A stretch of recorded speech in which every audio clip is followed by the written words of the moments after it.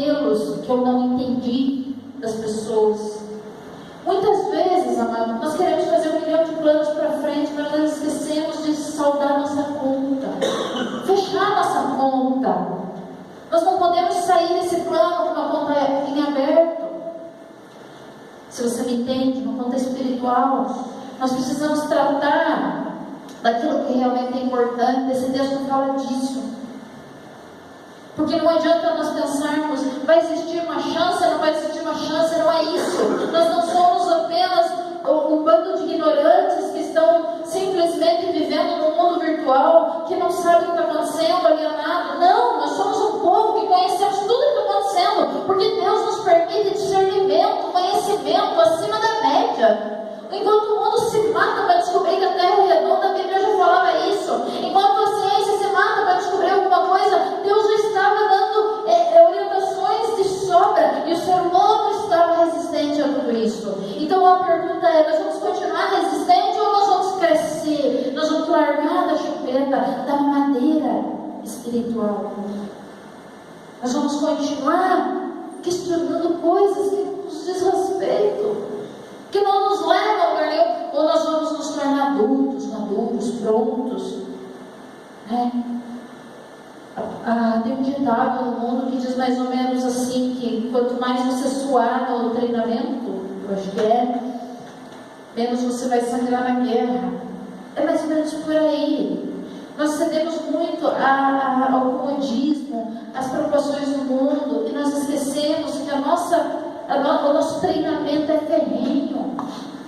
Por que muitos sucumbem em coisas pequenas, se afogam, se destroem por causa de coisas pequenas? Porque o treinamento está pouco, porque não está capacitado o suficiente. Mas a culpa não é de Deus, a culpa é da igreja, a culpa é do povo que não tem pagado o preço para estar realmente buscando a Deus em verdade, em integridade, em coração. Nós precisamos crescer.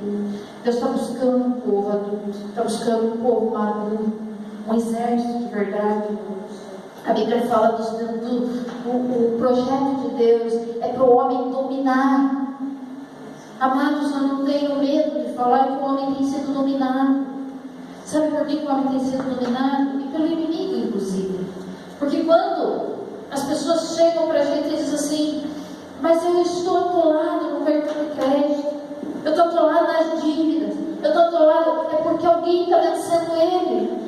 Ele não está tendo domínio sobre as coisas que Deus presenteou a ele.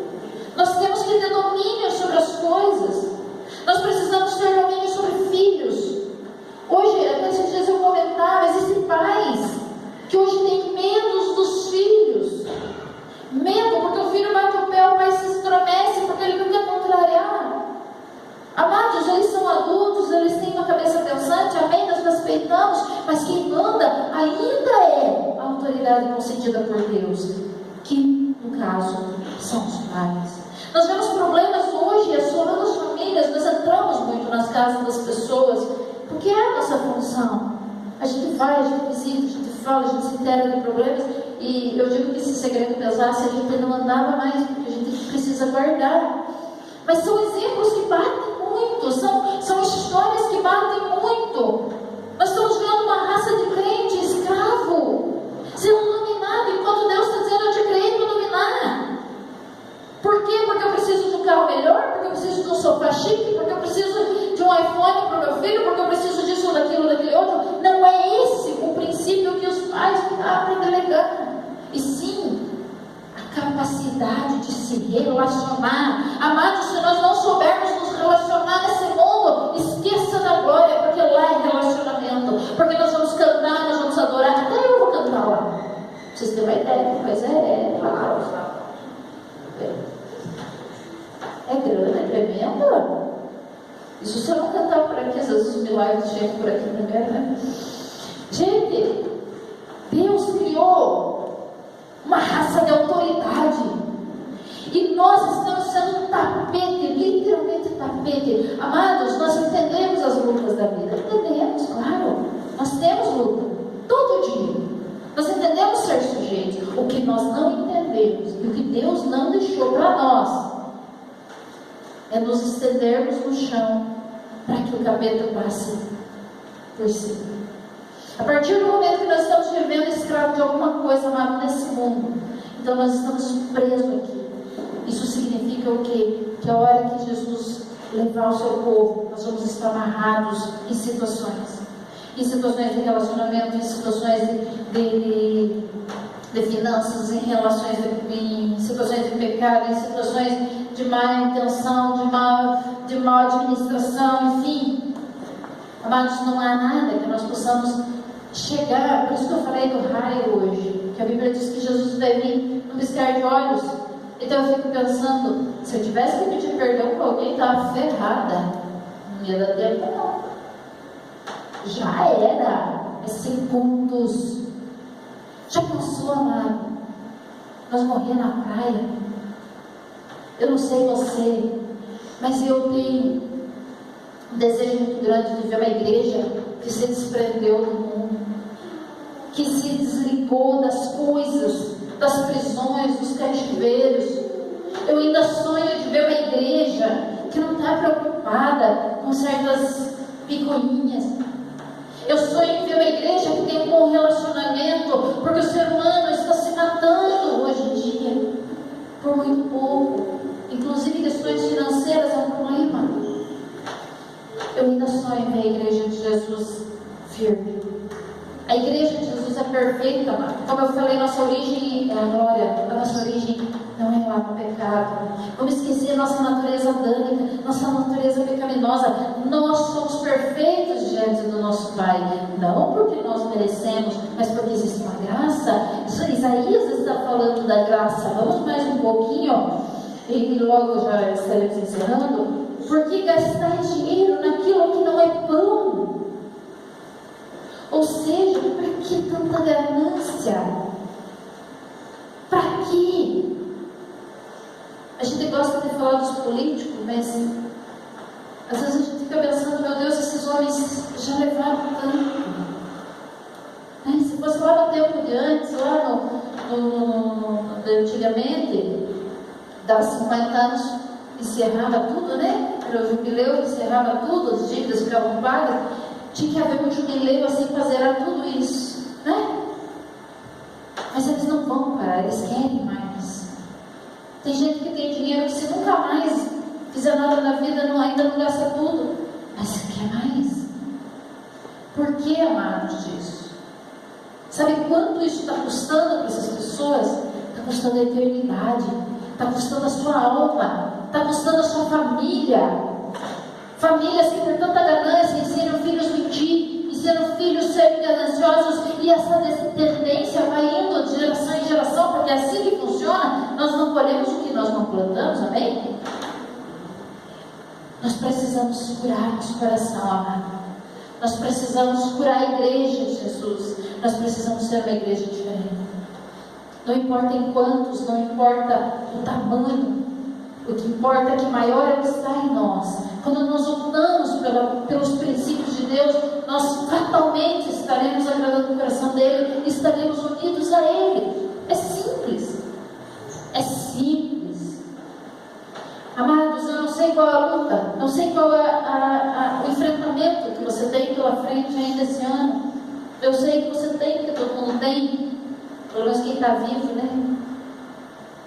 Mas uma coisa eu te digo: se quer receita para vencer, se agarre no Senhor, busque Ele, deixe Ele te dar discernimento, deixe Ele te dar força, deixe Ele ser o Deus da tua vida.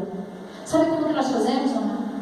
Nós primeiro procuramos todos os recursos humanos, naturais, depois nos lembramos que Deus existe quando tudo falhou. Vamos só inverter, vamos plantar uma semente diferente esse ano, o fruto vai ser diferente. Vamos primeiro buscar Deus, e vamos entender que o resto é um efeito dominó. Vamos parar de cuidar daquilo que Deus já se propôs a cuidar. Vamos parar de querer salvar o que Deus já falou que Ele vai salvar ou que Ele não vai salvar, porque também tem isso. Muitas vezes nós queremos salvar o que Deus não vai salvar, e de um jeito ou de outro nós estamos errados. Amados, vamos plantar essa semente de buscar o Senhor, de ter compromisso com o Senhor, de ter compromisso uns com os outros, de ter compromisso com a verdade bíblica. Não importa a direção que o mundo está indo,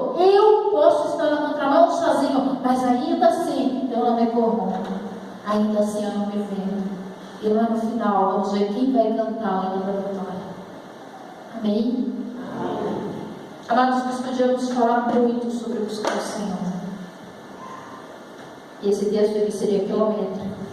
Eu vou parar, senão vocês vão cansar, mas a questão é: nós vamos nos posicionar de uma forma diferente.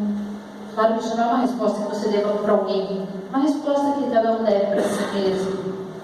Eu quero Deus, eu quero uma vida diferente, eu quero um casamento diferente, eu quero uma vida financeira diferente. Eu não estou falando aqui que você tem que fazer voto de pobreza. Tem gente que acha que é assim, tem que fazer voto de pobreza para agradar a Deus. Nunca vi isso na palavra, graças a Deus.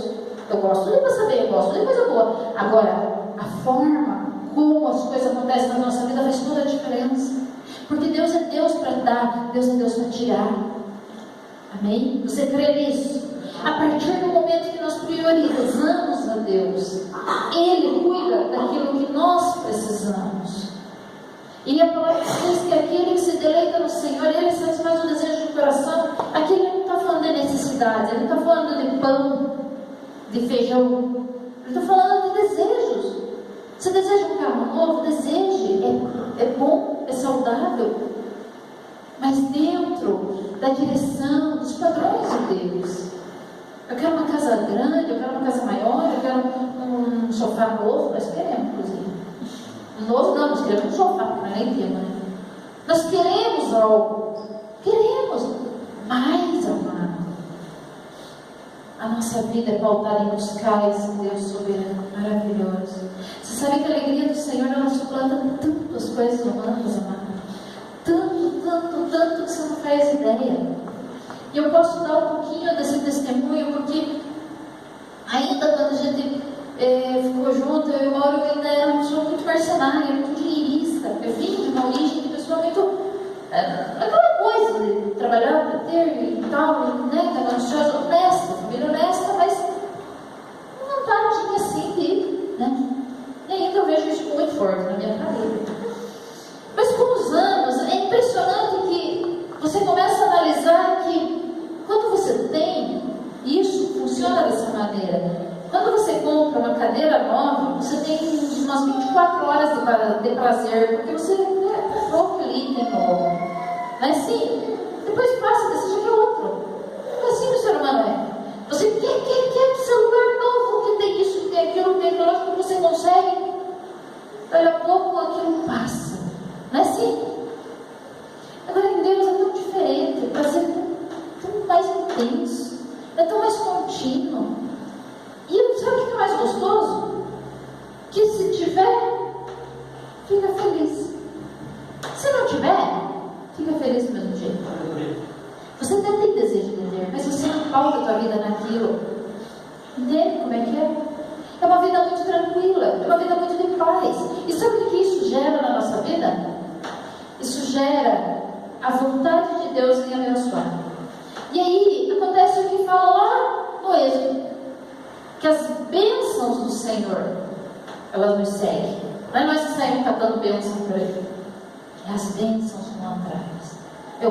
Eu trago meu dízimo, eu trago minha oferta, porque eu confio que o Senhor cuida das minhas finanças. Eu consagro meus filhos, minha família no altar, porque eu confio que Deus cuida deles. Eu não confio que eu possa ser o cérebro, a consciência dos meus filhos. Você entende a diferença? Isso gera paz. Isso gera uma vida tranquila. Isso gera uma vida sem estresse. Pelo menos o índice de infarto deve ser bem menor. Porque por essas coisas tem gente infartando por aí aos montes. E não é gente velha, é gente jovem. Você consegue entender? O padrão de Deus não é confortável. Ele diz: domine sobre todas as coisas. Faz assim no Gênesis: vocês vão dominar. Mas o que nós queremos? Como nós fazemos? Nós somos dominados. Se coloque em pé na presença de Deus. E eu vou parar porque a conversa é longa. Mas eu queria que você começasse a pensar nesse buscar o Senhor nesse ano. Nós somos um corpo, nós somos uma igreja. Nós somos um povo de Deus. Nós somos de fato um povo de Deus. Amados, é estranho quando algumas pessoas, elas não se sentem filhos de Deus o suficiente para desfrutar dessas benefícios da presença de Deus. Isso é nocivo. Por quê? É a mesma coisa que nós chegarmos na casa do nosso pai, da nossa mãe, né? E nós não sentirmos a vontade na casa deles. A gente se sente, não se sente? Né? Quando você chega na casa do teu pai, mas você não se sente à vontade? Até um pezinho no sofá lá rola, né? Porque você sabe, ninguém tem que te dizer ali na porta de entrada que você é filho deles. Você consegue entender isso? Então, da mesma forma, é tão gostoso a gente chegar na casa de Deus, na presença de Deus, porque essa presença pode ser em qualquer lugar que você está, todos os dias da tua vida, e você declarar: eu estou na presença dele. Ah, como é bom ter aquela vida naturalmente na presença dele. Senhor, o que o Senhor acha? Será que essa calça deve ficar bem?